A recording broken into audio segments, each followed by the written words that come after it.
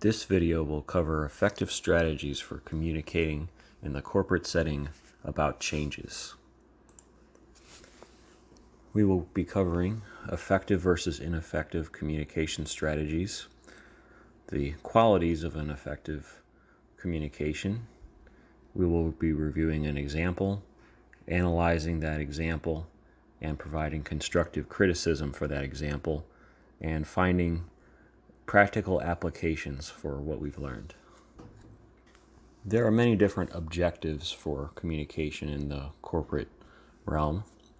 The primary one is to relay upcoming changes to the employees and to help them begin to manage their expectations.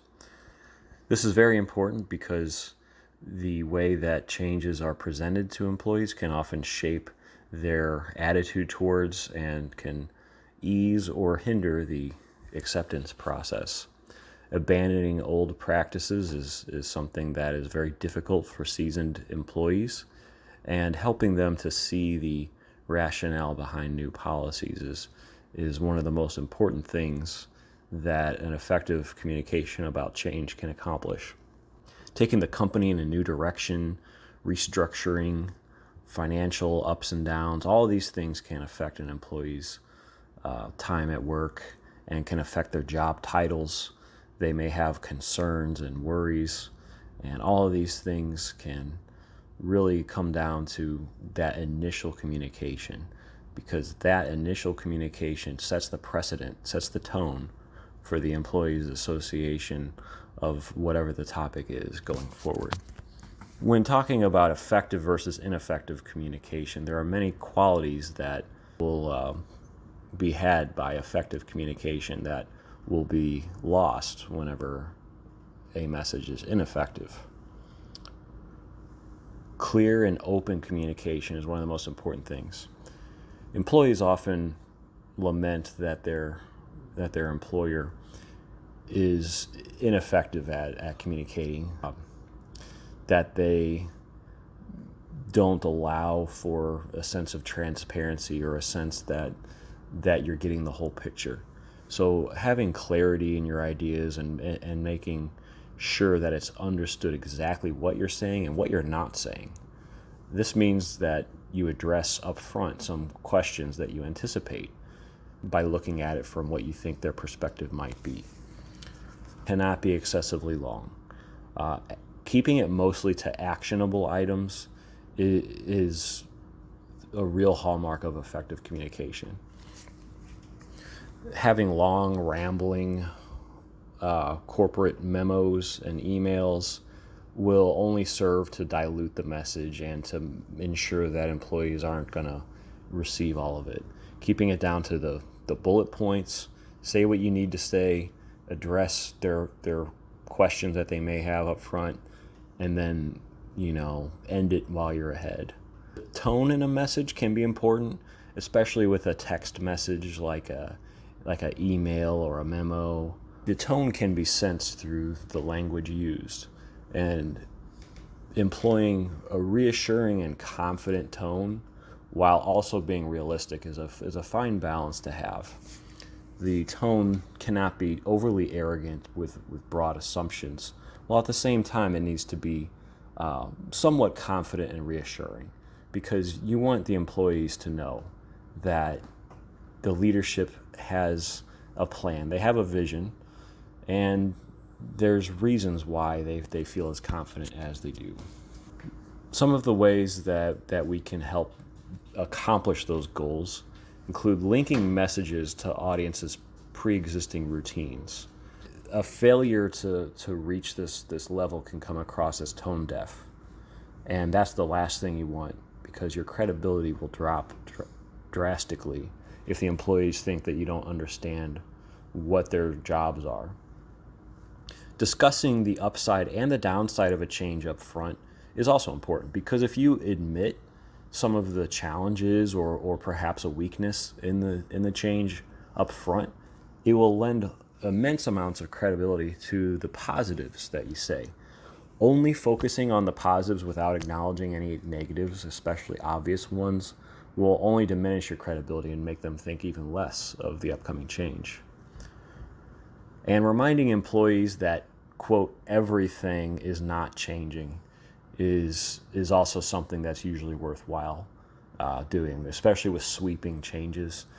It can feel like they're alienated at the workplace, and to reassure them that things are being changed that will benefit from it, but not everything is going away, and there's still going to be a significant amount of what they're familiar with remaining.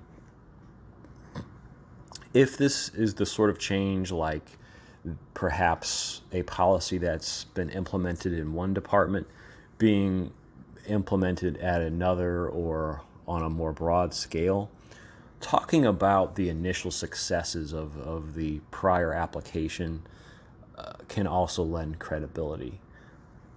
Because whenever you can give examples, you can say, hey, this change is not going to be that bad. We found success with this blank. That is when you're going to win over some skeptics. Example communication I'm going to go over briefly is a Boeing memo from December of 2019 regarding the 737 MAX aircraft returning to serviceability. For a little context, the well-known 737 MAX crashes had led to the FAA decertifying the 737 MAX. And Boeing had gone through a lot of public scrutiny during the process of trying to return it to serviceability. And this memo was released towards employees about expectations going forward. This was a time of great uncertainty, many people wondering if they're going to have a job, if the company is going to be okay, if there's going to be budget cuts, how long this process is going to be. And this memo addresses some of that. As we can see here, before getting into the meat of the memo, Boeing states really the most important things right up front. Boeing suspends 737 MAX production starting in January due to certification moving into 2020. Reduced production output enables prioritization of stored aircraft delivery. And perhaps most importantly, what was on everybody's minds, no layoffs or furloughs expected at this time. They're going to find another way to reutilize those employees without laying them off is also paired with that message that their primary program is going to be gone for a while. So here's the message in its entirety. It's relatively short. It's less than a page long. I'm not going to read through it entirely, but some highlights here include a discussion about the FAA's process, stating that Boeing has uncertainty with this because it's up to the FAA, and the FAA isn't going to say exactly how long this process of recertification will take. However, the good news is that it is progressing along and that it is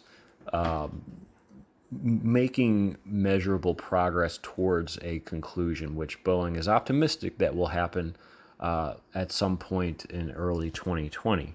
Boeing also reaffirms their commitment to their employees, their suppliers.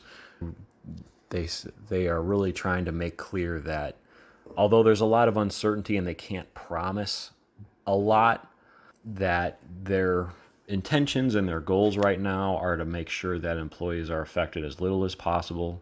They are very clear that things could potentially change in the future. They don't overpromise. They don't say this is absolutely this or that. It's not at this time. It's an optimistic but rational tone throughout this. At the bottom here, almost as big as the whole rest of the memo, is a disclaimer statement that really goes into detail. It seems like the sort of boilerplate lawyer statement that just really repeats itself over and over, that Boeing is not, guaranteeing with this verbiage that this is tentative and this is subject to change in the future. So to analyze this a little bit, a lot of positive attributes here with this memo. There are many of the points that I brought up earlier that are used, such as being realistic and reasonable expectations, but also maintaining an overall tone of optimism, reassuring employees up front, giving them specific, maybe not actionable, but specific practical knowledge right up front, and there's a promise of ongoing communication. The channel is two-way, communication is open. That is something that Boeing has done throughout this process, is frequently communicate and seemingly remain pretty transparent, as much as can be expected. The only con that I have about this communication is the lengthy liability disclaimer at the bottom. I understand the need for legal reasons to protect oneself by ensuring that there's no misleading promises that could possibly be misconstrued here, but the language is so delicately worded throughout the memo itself. It practically says some of those things in that disclaimer within the actual communication, that it seems pretty redundant to repeat itself, and then in the disclaimer it repeats itself several more times. It just seems like a little bit of overkill. And finally, to talk about the application of these techniques with all the changes brought on in 2020, COVID-19 containment efforts, governmental regulations, corporate regulations, the economy's been flipped upside down. Doing business internationally is a lot more difficult now because of travel restrictions and mandatory quarantines in some nations. The commercial airline industry is now struggling much more than it has in decades.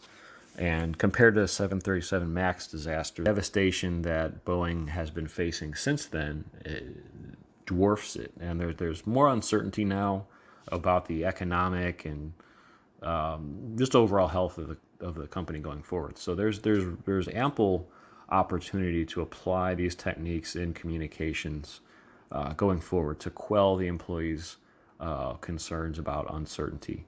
And if they keep doing what they have been doing, I think that they will be handling it pretty well.